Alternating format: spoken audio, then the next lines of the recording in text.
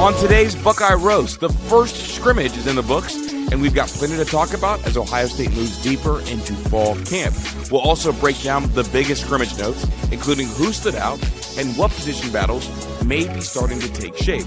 We've also got black stripe alerts, plus the biggest takeaways from Ryan Day's latest press conference. And finally, after our first real look at this team, we asked the big question: did Scrimmage 1 give us more answers or just create even more questions? I'm Kris Drew, and this is the Buckeye Roast with Ron and Q right here on Dead Air Sports. Make sure you like and subscribe.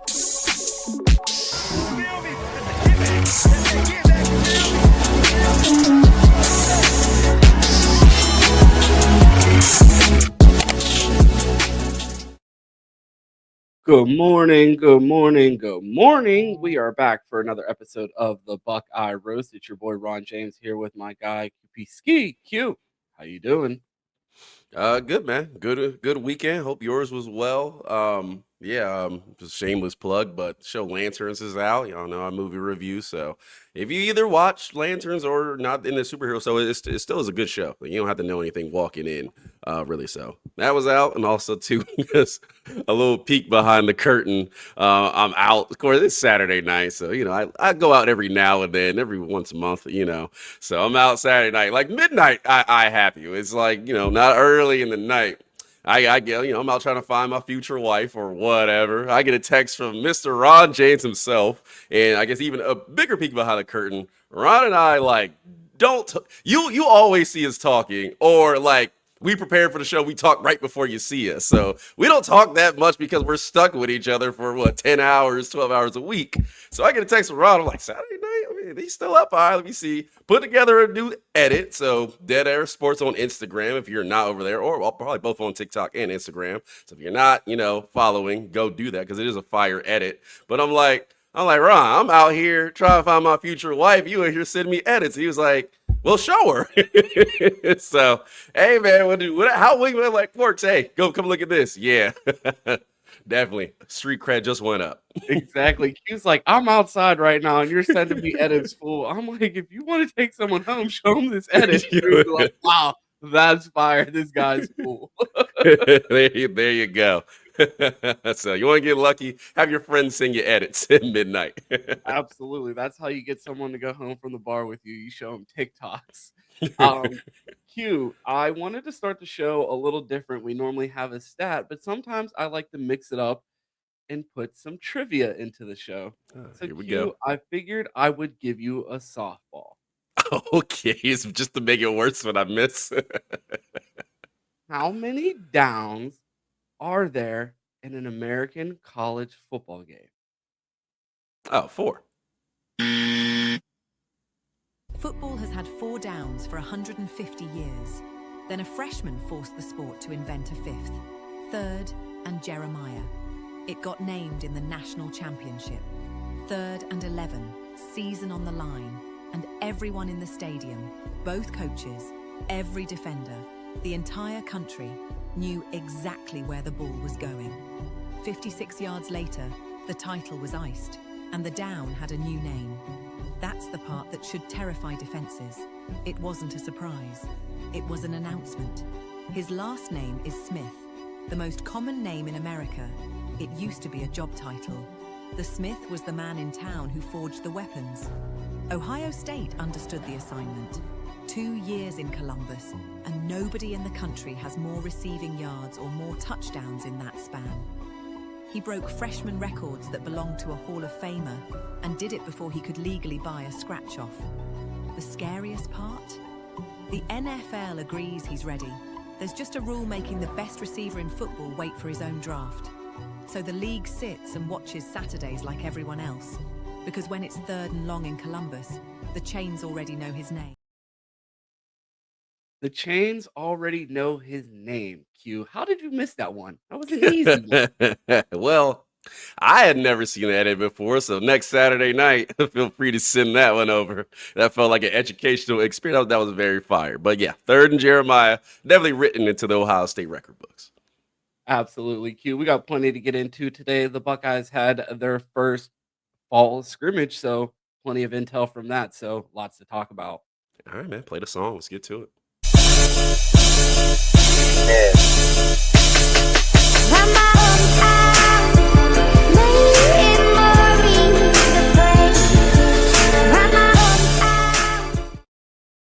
hell is a podcast? I mean, why don't you just tape it? What are you doing? You don't have to tape it these days, Frank. You just record it right onto the computer. Dead air.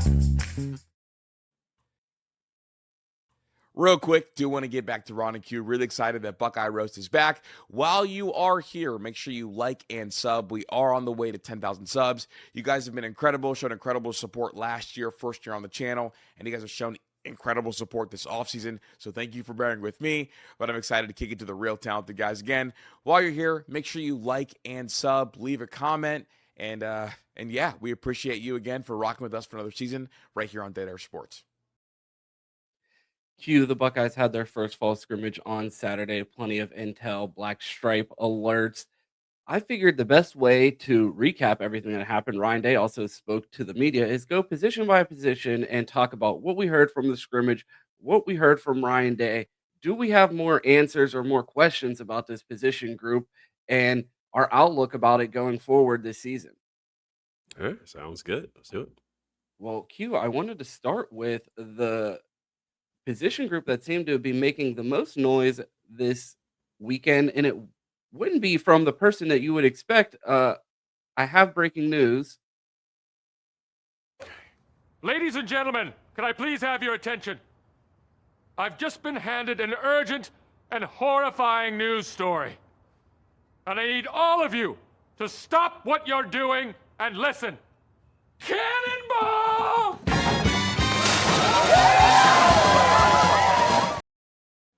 Julian Sayin and Jeremiah Smith still good at football. If anyone needs a reminder at that, the two of them allegedly connecting on a deep ball during the scrimmage. So the fact that that connection is continuing to grow, it feels like we see those two next to each other in every piece of media that comes out from the Ohio State media team. The team picture just came out. They were next to each other.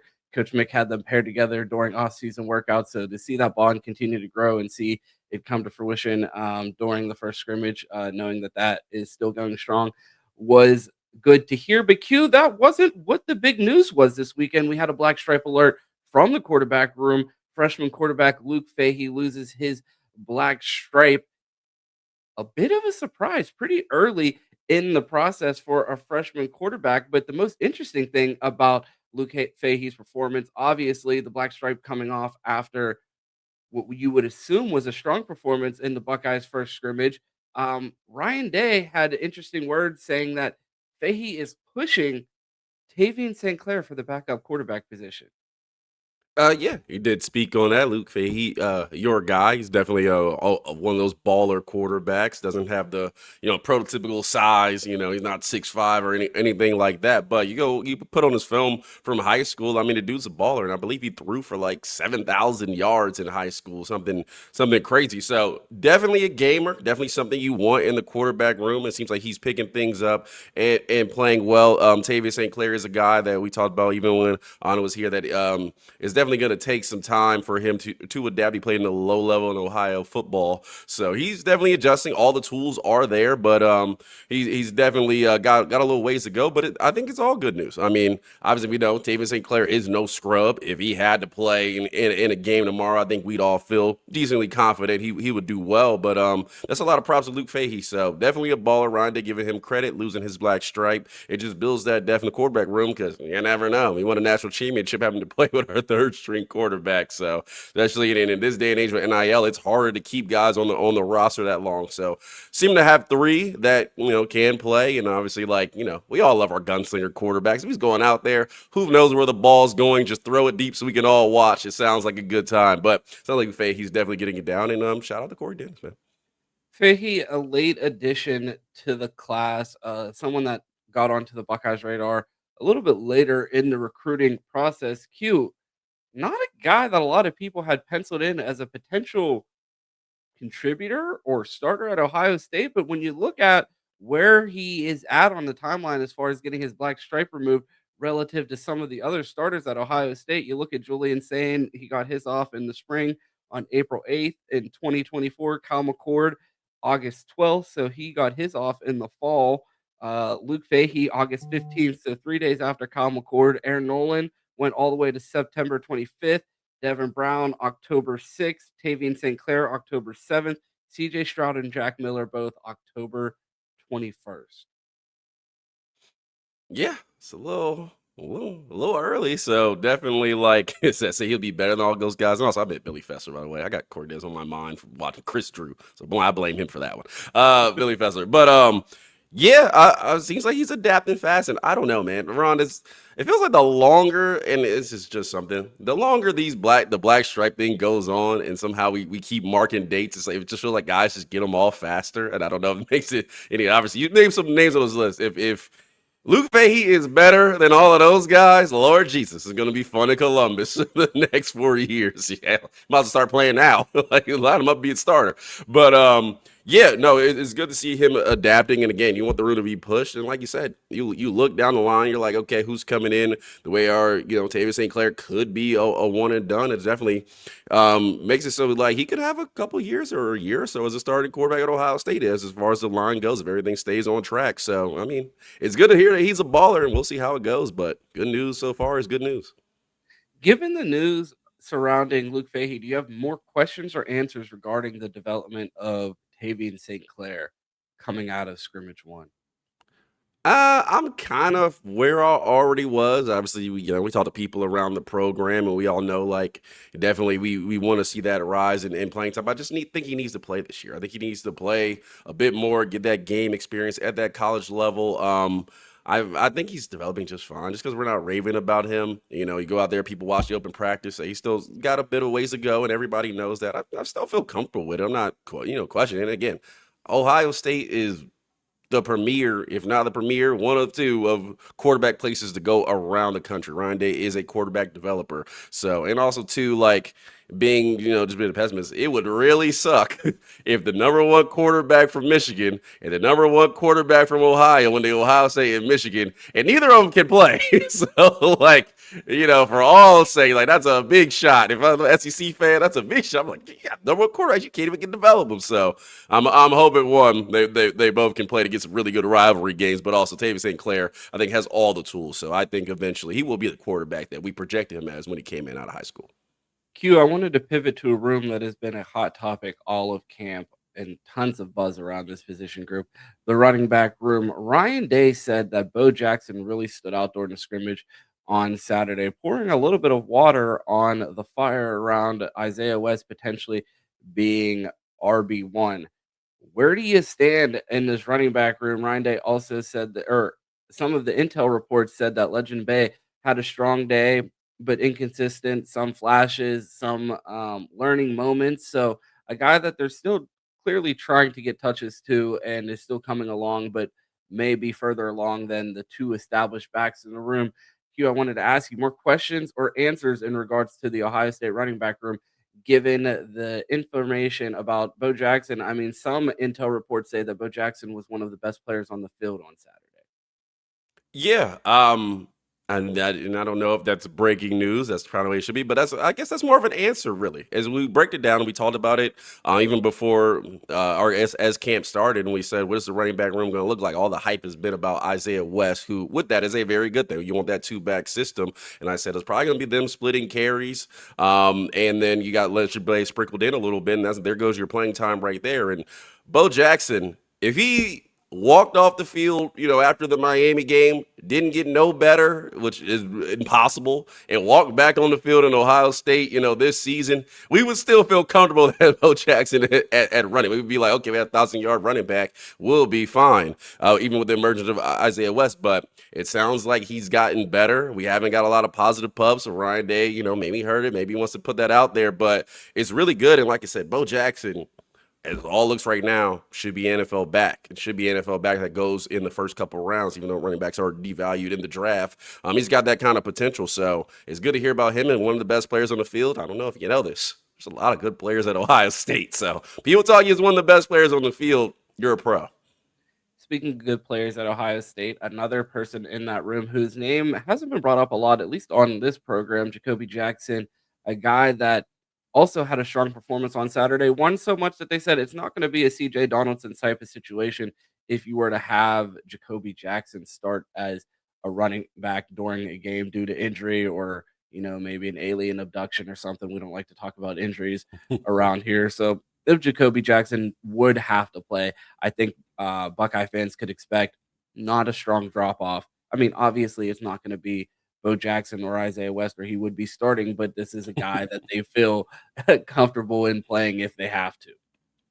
Yeah, I mean, it's good news that you have depth in that room, and like you said, with all the guys in there, like I said, he played in a really good running back room in Florida. Obviously, Ball is one of the best in the country at his position. If he had, Border teams would have been throwing a lot of money at him. We do get Jackson to come over, like you said, Isaiah West and Bo Jackson, really good player. So it was going to be hard to play in front of them. But if you got a good, solid guy behind back, and like I said, we played a lot of running backs last year, and Coach Locke is not afraid to go into his room and play some depth. So definitely, guys will get banged up. I'm hoping for no injuries, but there's times where guys need rest or get banged up. So you feel comfortable like, hey, something does happen. He's ready to go. And like I said, all good news is good news. I wanted to pivot to the offensive line. Ryan Day disclosed that Austin Siereveld was not a participant in the scrimmage, delaying his timeline slightly. He noted earlier in camp that he wanted to have his starting 5 by day 9 or 10 of camp. Not quite there yet with the shakeup of Austin Siereveld not being available, messing with the rotations a little bit of the looks that they wanted to get, but they were happy with the versatility that they did see out of Austin Siereveld early in camp and the looks that they're able to get. So I think pushing the timeline back a little bit, maybe a week or so before we get the official starting lineup from the starting 5, but it feels like Ryan Day has a good idea of where that's headed and also happy with the depth that they're building on the offensive front. Yeah, you know what, Rob? This is interesting because like we got together, we did our Avengers show. If you didn't see that, go check it out. But we all talked, and I think I was probably the most negative on the offensive line. Obviously, we talked about Ethan Niagua going to the NFL, doing better, and I'm like, I don't know how many pros we have on this offensive line.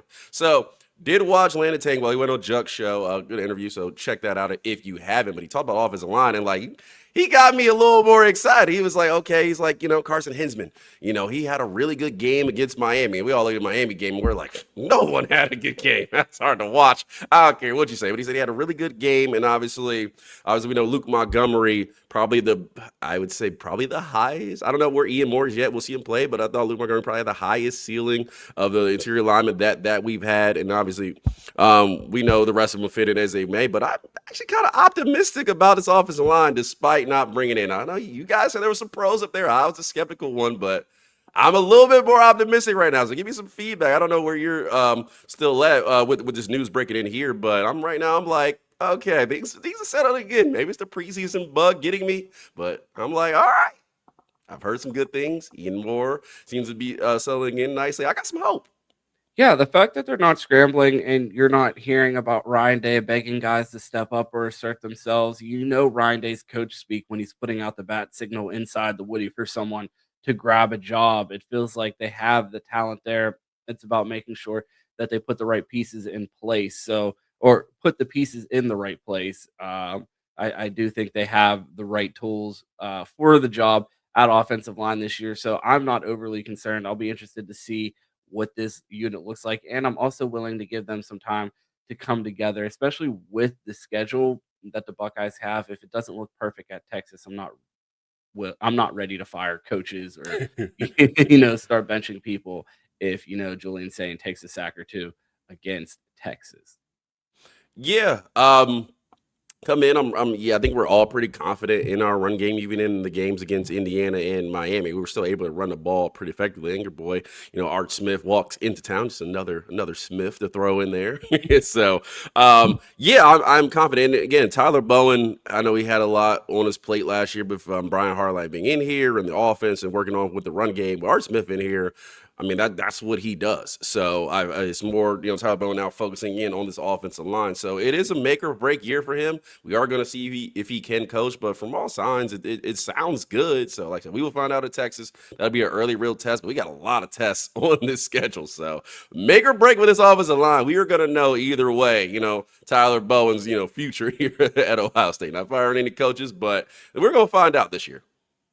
Hugh, a couple of camp notes mentioned the tight end room as a room that contained a lot of depth. I would hope so, being that, I mean, we didn't see much from Max Clair last year relative to what he was able to do at Purdue. Obviously, a solid season that got him drafted high, but it wasn't a featured person in the offense. He has his preseason debut for the Chargers and puts up 7 receptions. So, a guy that was more than capable in a room that they feel confident about this year. So, it'll be interesting to see how those guys will be utilized. I wanted to pivot to the defensive side of the ball. Kari Wilder, freshman defensive end, gets his black stripe off.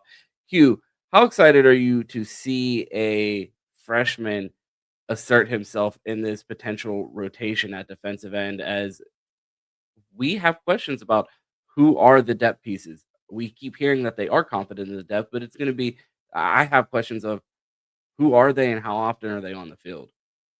Yeah, I believe we have that same questions, and it's almost like how I talk about Chris Henry Jr. It's like we need you, big dog. Like it feels like, obviously Bo Agus has gotten good arrays out of camp so far. I think we're all in the when we see it, obviously Emily has a lot of faith in him. I'm like, when we see it, we'll confirm it. But for right now, we'll hold off judgment. Kenyatta Jackson has to have a big year. We're hoping for a level up. That he did have a good season last year. We're hoping for better. But you look around, it's like, we were talking about in our group chat, and I got some news out of USC that like Luke Waffle was looking crazy out there, and I'm like, man, it feels like every guy that we went after that we end up missing out on is going crazy somewhere. Like, can we get one of those guys? And talking about Juck earlier, like Kari Wilder was his guy, so he's raved about you. Watch any episode, you're gonna hear the name.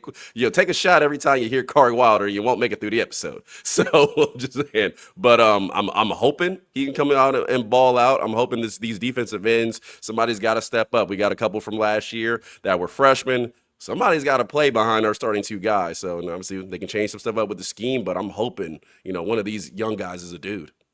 Yeah, I mean, for every Luke Waffle, there's a Jaheim Singletary or a Richard Young. So, I mean, the Buckeyes cry about misses in recruiting a lot, but they also don't bring up the ones that we miss and don't do anything. That is true, because I don't watch those, man. I'm seeing Dylan Stewart look like, a pro for 3 years. I'm seeing like, Dylan man. Stewart get new roles created because he can't stop unloading the chopper on quarterback.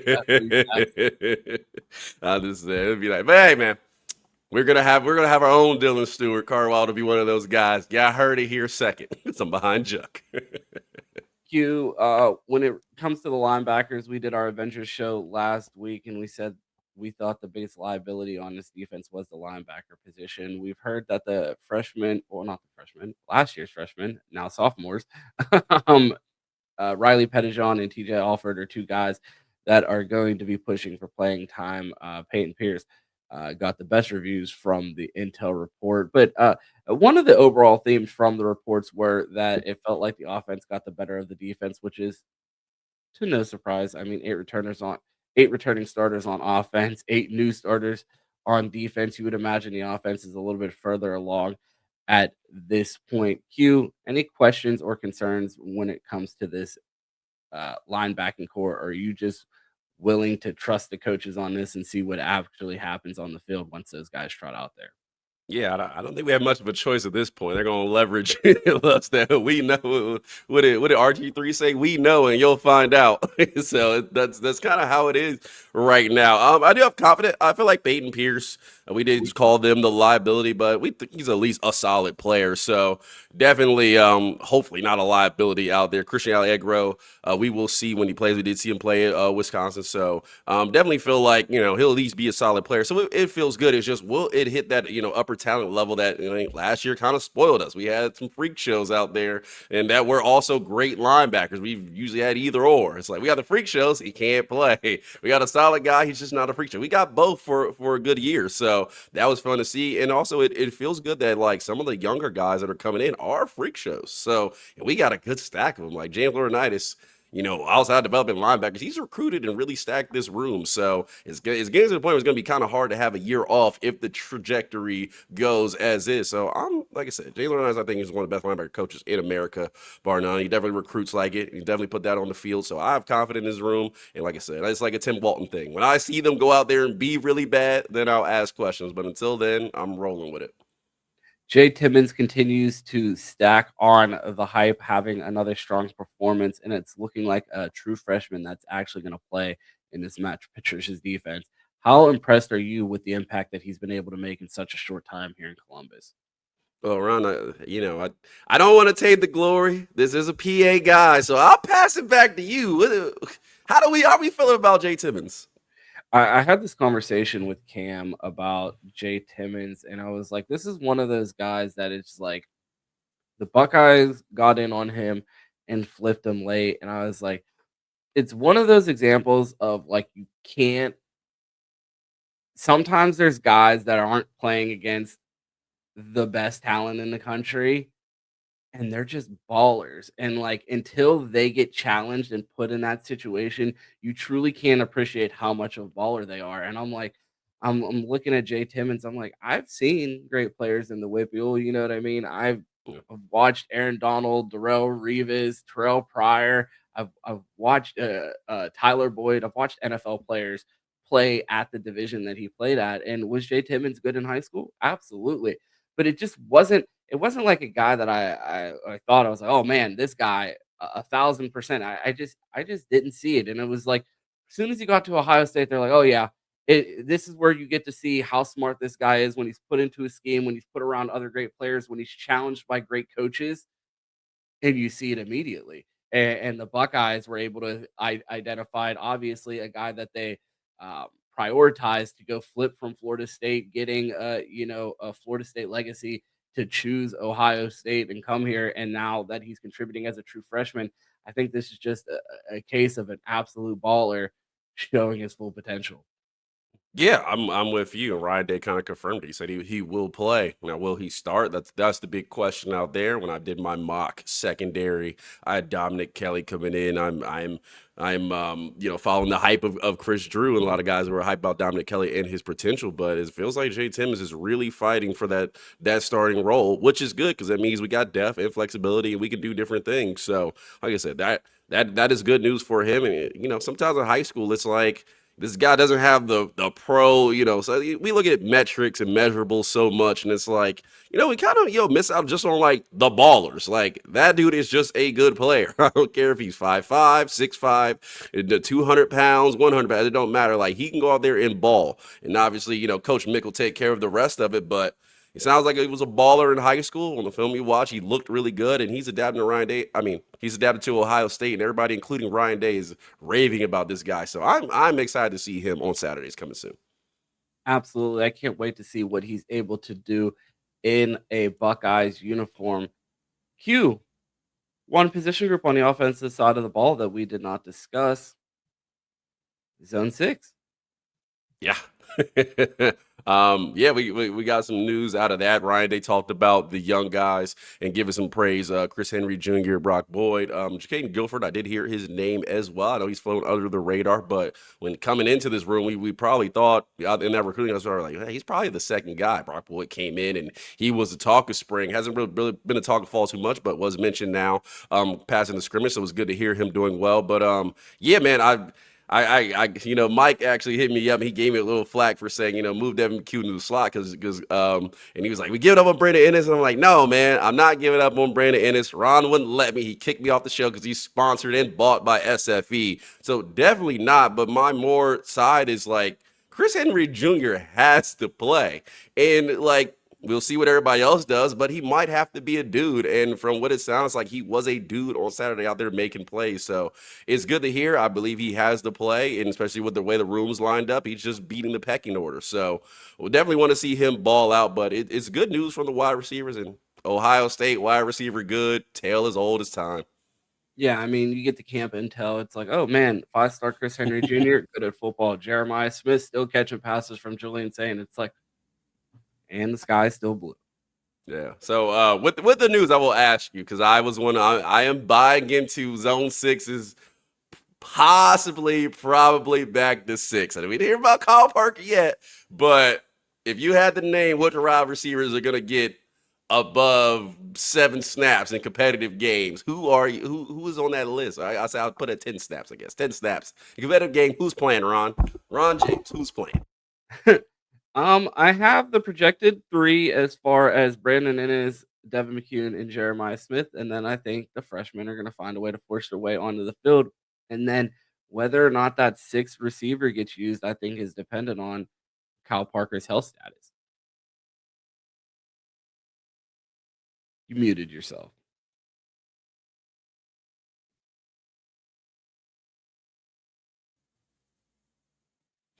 Yeah, definitely. We haven't heard a lot about Kyle Parker out of camp, but like I said, as I said in the vintage show, my coach brought me here from LSU. He better play me. All right, look, it's cold. It's cold in the wintertime. We ain't in Louisiana anymore. You better play me if I came here. So let's say Kyle Parker, he looked explosive with the ball in his hand. Another thing, if he has gotten no better since the last, which is impossible, from the last time we seen him play, we broke down all 22 and we got to see that. He was explosive with the ball in his hand. So I think Arthur Smith will find a way to get him the ball. And I think with his coach here, he's going to play. Q, rank these 4 receivers in projected receiving yards this season. Okay. Kyle Parker, Brandon Innes, Chris Henry Jr., Brock Boyd. I'm going to go. I think I'm going to go Chris Henry 1. The surprise. I'm going to go Brandon Innes 2. I will go Kyle Parker 3, Brock Boyd 4. You have more yards by Kyle Parker than Brock Boyd. I think that is the question of the day for the chat. Who do you have with more yards this season? Kyle Parker or Brock Boyd? I'm 1,000% going Brock Boyd. I haven't heard. I didn't even know that they didn't even bother to tell us whether or not Kyle Parker practiced in any of the camp. We literally read every single intel report before we started the show. Did you see Kyle Parker in any of them? No, I did not call it blind faith. I think he'll play a decent. I think he will be in the rotation. I think he'll play a decent amount. Brock Boyd obviously has to get past Brandon Innes, who we know is going to play. There's no question about it. He's going to play, probably hold up most of the snaps there at slot. So we'll see how much work rate he gets. Chris Henry Jr. again has to play. So, but I think we will see Kyle Parker probably start the camp slow, injured. By the time we get to some games that matter, I think he's going to be in that rotation and playing. So we'll see. You're betting on someone getting healthy and asserting themselves in the rotation at a school they've never played at over the 5-star freshmen that have been getting hyped now for 6 months. I mean, does he have to? I mean, again, how much does he really have to assert himself? His former wide receiver coach is here, and you look at it like. I think we will finally have a 6-man rotation. So I think he will get his opportunity in there. Like I said, I talked to one of my friends played at LSU. That's why I got info for Cortez Hampton. Yeah, I wish. Okay, yeah. I do wish. But he talked about Kyle Parker, and he said he's extremely talented. And I think we've seen it. He said he hasn't put it together all the way yet, but he's extremely talented. And we got to see that with the ball in his hand a little bit. He had some bad habits. I think Zach pointed those out when we talked on the all 22. But yeah, I think he's a talented guy. Again, he probably will be here for a couple of years. I'm not saying he's going pro after this year, but yeah, I think he's going to play. And like I said, I don't think he'll be. We haven't got a lot of hype. We got the freshman hype, which you always do. They're freshmen. They do anything well, we're going to hear about because everybody's excited to see them. But Kyle Parker's a little bit under the radar. I think he's going to have a decent season. You heard it here first. And when Brock Boyd has his first 100-yard game, I need you to be in the comments flaming his ass. Hey, do not. I always get it from Mike Norvell. I'm not on the full bandwagon. He's not my favorite player. Like, let's keep it to a minimum. I just think he will have a decent season. That's all I'm saying. Because I know if he has a bad game, everybody gonna come for me. I just thought. No, as they should. Q. That's all I have for the show after you decided to stamp that awful take in cement on the 17th already. August 17th, you're like, you know what? Let me bet against the freshman with all the hype. I did not say. I think they will For both the guy who has no hype and is hurt. I think they both will have decent seasons. I think Kyle Parker will finish with more yards. Hey, they came for me about Josh Proctor. I'm just saying. I used to get all the comments. I'm just saying. His coach is here. He's gonna play. You literally let that stock go to zero. I digress. Q, let people know where they can find you. Yeah, good to be back, man. And we are another week closer to game week. So, most importantly, I'm not hard to find. Don't forget, go over on Instagram, go over on TikTok, Dead Air Sports, putting out a lot of edits up there, a lot of short form content. So definitely check those out and keep tabs with us. Yeah, I'm Flying at Johnson on Instagram. I'm your boy Quentin on Twitter. Again, don't forget, check out Lanterns. It is a good show. So we'll throw it in there again. I'll try to make Ron watch it. He won't, but I'll throw it out there. But yeah, do that. But yeah, most importantly, here on Dead Air Sports. So sometimes best damn Dead Air Sports. So definitely check us out there. Got a lot of shows running. I'm here Monday through Friday. So Ron, where can they find you at? If you want to find me, you can find me on TikTok at Dead Air Sports. I put out a lot of edits, college football, Ohio State specific, this time of year. So keep an eye out for those. A lot of pregame hype videos and stuff during the season. So if you're into that type of thing, check us out on TikTok at Dead Air Sports. Even if you're not, give us a follow. It helps us. It costs you nothing. You can find me on Twitter at 2Ts2_TES, or you can find me here weekdays, Monday through Friday at 10 a.m. right here on Dead Air Sports for the Buckeye Roast with my guy Q. That's all I have. You know how this thing ends. It's always go Bucks. And of course, OH. IO.